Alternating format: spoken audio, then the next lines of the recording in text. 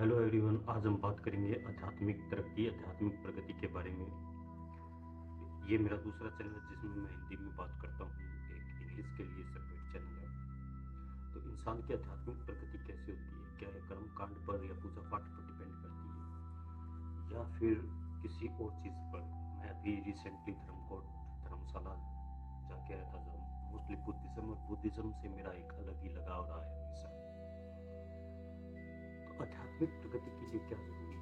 क्या भगवान ये चाहते हैं कि हम उसके भक्त बने और पूजा पाठ करें, वो ऊपर बैठा देख के खुश हो? नहीं, ऐसा कुछ भी नहीं है। पूरी की पूरी जो ब्रह्मांड है, जो प्रकृति के नियम के हिसाब से काम करता है, जैसे ग्रेविटी। जब ग्रेविटी में जब हम कोई चीज़ ऊपर से छोड़ते तो नीचे गिरेगी, उसी तरह हमारे कर्म जो है, हमारे सबकॉन्शियस और अनकॉन्शियस माइंड, तीन दिमाग की लेयर होती है, कॉन्शियस, सबकॉन्शियस और अनकॉन्शियस, अवचेतन मन, उसके अंदर स्टोर होते रहते हैं। हम सोचते हैं कि हम बुरे कर्म करेंगे, किसी को पता नहीं चलेगा, लेकिन ये हमारी चेतना में स्टोर होते हैं और चेतना को ही आत्मा का स्वरूप होता है। बुद्धिज्म में परमानेंट कोई शक्ल नहीं है आत्मा की। आत्मा यानी कि कॉन्शियसनेस जैसे एक वेव है, चेंज होती रहती है, वैसे ही आत्मा का स्वरूप चेंज होता रहता है आध्यात्मिक प्रगति के हिसाब से, हमारे सोचने के हिसाब से, हमारे कर्म के हिसाब से। तो जैसा हम सोचते हैं वैसा ही हमारा कर्म बनते हैं।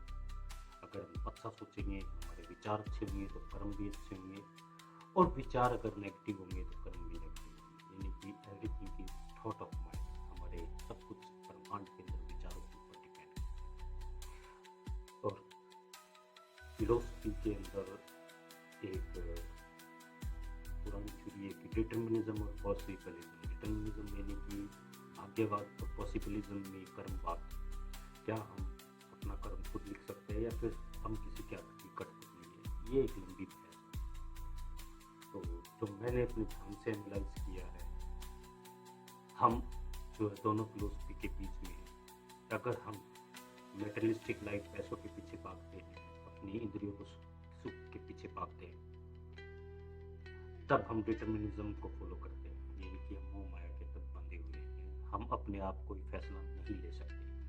बट जैसे ही हम आध्यात्मिक पाथ की तरफ बढ़ते हैं, अपनी चेतना को ऊपर उठाने की सोचते हैं, तब हम मोह माया से ऊपर उठ जाते हैं और ये डिटर्मिनिज्म के कॉन्सेप्ट से बाहर आ जाते हैं और हम कर्मवाद पर चले जाते हैं। अब बात करते हैं कि अपने थॉट को कैसे पॉजिटिव, अपने विचारों को कैसे पॉजिटिव किया जाए। तो उसका एक ही रास्ता है, ध्यान। ध्यान के अलावा और कोई रास्ता नहीं है। ध्यान कैसे करें, इसके लिए मैं बता देता हूँ आपको। ध्यान के लिए अपने दिमाग को प्रेजेंट मोमेंट, इसी समय में स्थिर करना होता है। अपने विचारों को कंट्रोल करना होता है। आंखें बंद करके, शांति से बैठ करके आप ध्यान कर सकते हैं कहीं भी। तो विचारों को कैसे कंट्रोल करें? जैसे ही आपके मन में विचार आते हैं, आप सिर्फ साक्षी भाव बन जाए, ऑब्जर्वर बन जाए, उनको रोकने की या उनको कंट्रोल करने की चेष्टा न करें। जैसे ही आप ऐसा करेंगे, साक्षी भाव बन जाएंगे और ध्यान लगा देंगे अपनी सांसों की तरफ। सांसों की तरफ ध्यान किस लिए? आंख बंद करके, क्योंकि सांस ही हमारी है जो कि इसी मोमेंट में, इसी क्षण में है। बाकी सब चीज़ें या तो फ्यूचर में है या फिर पास्ट में है। और इसी क्षण में स्थिर होने के लिए हमें अपनी सांसों पर ध्यान लगाना ही लगाना पड़ेगा, और कोई रास्ता नहीं है। No another way. तो सांसों पर ध्यान लगाइए और विचारों को साक्षी भाव, जैसे अष्टावक्र गीता में लिखा गया है, विचारों के लिए साक्षी भाव बन गए। तो मैं आपको डिफरेंट मेथड